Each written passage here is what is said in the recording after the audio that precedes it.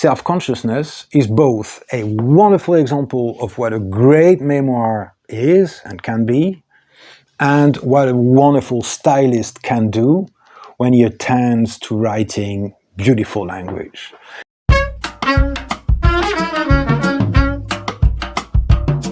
Hello everyone, welcome to the channel. Today, one of the most beautiful books I know, John Updike's Self-Consciousness from 1985.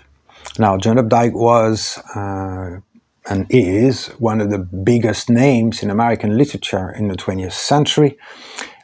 He's probably mostly still famous for his Rabbit series, started in 1960 with Rabbit Run, a classic of American fiction. And of course, John Updike, as I'm sure you know, wrote many books, a lot of short fiction and a lot of criticism and essays as well. His output was phenomenal, really. And among that output, a memoir, Self-Consciousness.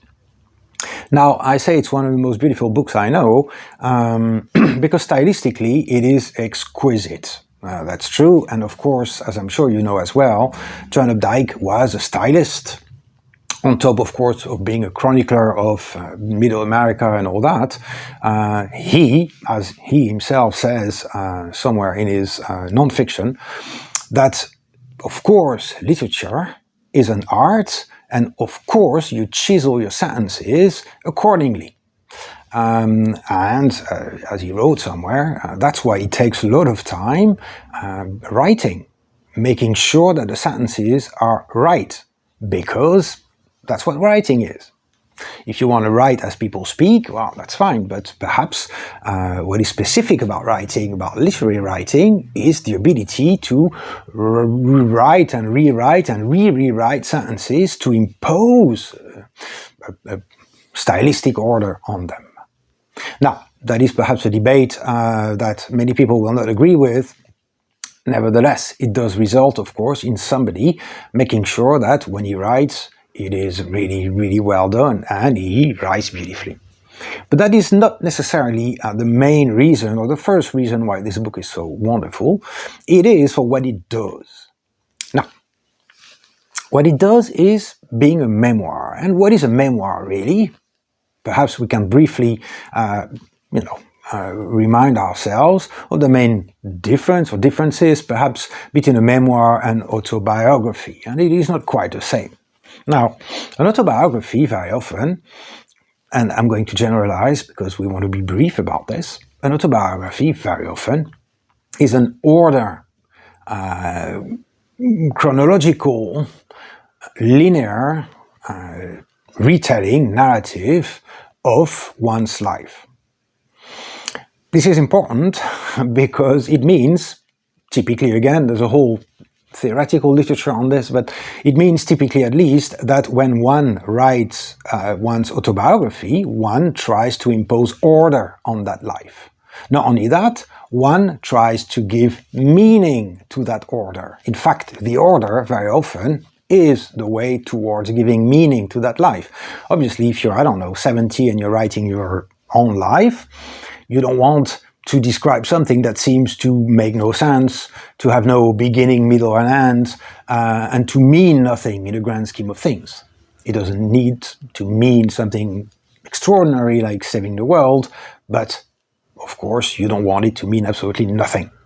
So typically when people write their own autobiography, well, it is to impose order on that life. Typically when they write their autobiography, they also know things that at the time of living it, they didn't know. So certainly, of course, the teleological reading of one's life becomes a lot easier. That is, you see yourself at the moment of writing as the arrival point of a development. That is, of course, probably a sort of fallacy. Do our lives really develop that way? I'm not sure.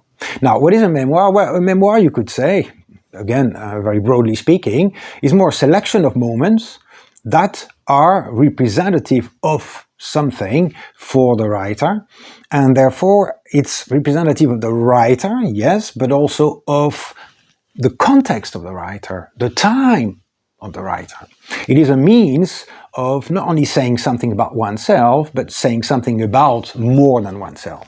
At the same time, typically, memoirs will be a little bit less chronological, perhaps, even though it doesn't have to be the case. You can witness the absolutely mind-blowingly good memoir by Hilary Mantel, the great English writer, Giving Up the Ghost, I think. Mind-blowing book, where she is chronological in those memoirs, but equally, of course, in those memoirs, like in most memoirs, there's a lot of holes, probably. That is, a lot of things that you won't know about the person writing the book. And typically in autobiography, one tends to give more details. One tends to give more explanations. And a memoir might be much more memories and associations of memories and a lot less, let's say, very specific information, biographical information. This is very, of course, generalized as a definition. But here what we have is a memoir in the sense of Updike is not really interested in, I was born on that day, in that place, and this, that, and then at 10 I did this, and at 15 I did that, and then I published my first book. This is not at all what he does. This would be much more an autobiography. What he does in those memoirs, which he claims in the preface he didn't really want to write, fair enough. What he does in those memoirs is basically pick out a moment in his childhood, one very specific moment, and it doesn't have to be an incredibly meaningful moment. It can be him buying sweets in a shop. It can be him crossing the street on a winter's day. It doesn't really matter what it is. And from that little nugget in time and memory, he will recreate the whole world around it. And so, in fact, very often, it's different chapters, as it were, different episodes. In fact, what happens very often is that he starts out with himself, but very quickly, the painting, the canvas, becomes much bigger, and he kind of gets lost, because his main point is not to tell you, the reader, so much about himself. It is very much more to tell you about the world he comes from, and what kind of society it was. Recreating a world that supersedes the recreation of the younger John Updike. Now, there is, it is not equally true of all those episodes, because he had a skin disease for a long time that was the bane of his life. But even that, really, even though it's much more personal in that sense, it's much more about himself and how he dealt with that and the type of life he had because of it, he still manages to enlarge the thing, to go beyond himself and beyond the effect on himself. Now, this is basically the essence of a great memoir like this one, that he uses moments, very specific moments, episodes that could be a minute long, or it could have been every day going to school, etc. And then he starts linking that moment to other things around that moment, other places, other people. And the bigger the canvas becomes, the more links it creates, of course, because recalling that person links to recalling that other person. Recalling that shop means certainly being reminded of somebody who came to the shop, or somebody who worked in the shop, or etc. And it's a world of links, of relationships between people, moments, smells. It's very Proustian, Proust-like in that sense, that it can be the memory of the sun shining in a specific window that will certainly recall not only one moment, one person, but the whole web of moments and persons. It's a wonderful, wonderful way of writing a memoir. It is, of course, it's got to be reminiscent of Speak Memory by the great Vladimir Nabokov, Russian writer who wrote, of course, most of his work in English when he immigrated to America. Those memoirs also have to be can be linked to Eva Hoffman's wonderful memoir, Lost in Translation, a great book as well, which does the same thing, using bits and moments, not to examine somebody's life in details, but much more to recreate the web of relationships and events and moments around that person that they were growing up. Michael Ignatieff's sublime Russian album is also that. In fact, Jeff Dyer's on the Somme, the one on the First World War, beautiful book as well. Those are not specifically memoirs, of course. They are written by people who write the memoirs of their forefathers or people before them in their family. And yet they do the same thing. They link things up, they create or they reveal that web, that complexity, that fullness, that richness of the world at a specific moment, and how that web extends from the past to the present, of course. I could mention Father and Son, a master memoir from Edmund Goss from 1908, maybe 1910, I'm not sure. I'll try to specify it. About his relationship with his father. And at the end of the book, it's not that you know very little about Edmund Goss, the writer himself. He's very, very sketchy on the details. We have almost no details. But he recreated the world, he recreated the person of his father, he recreated that relationship between the two of them. And that's another beautiful example of a memoir, extremely well done, of course. Now, as usual in memoirs like this, in autobiography certainly, the question of truth raises its ugly head. That is, what is true? How much did John Updike reveal of himself when he talks about John Updike had an active amorous life, as it were. He's not shy of talking about that. He's not shy of talking about his affair with his first wife, when first married, etc. How much of what he says is true, we've got to, as we always do in cases like this, we've got to accept that what he talks about and what he says is true. Now, at the same time, as usual, as with Nabokov, for example, you keep in mind that those people wrote those autobiographies, or those memoirs rather, a long time after the fact. That we do not doubt that they have a wonderful memory and everything is as fresh today as it was 50 years ago, 40 years ago. But at the same time, yes, it's a little bit difficult, of course, to accept everything at face value. But again, the power of those memoirs, the beauty of self-consciousness by John Updike does not reside in the details given about specific events. It doesn't matter. When he describes a person, whether that person was Miss Smith or Miss Jones or Miss whatever, makes absolutely no difference.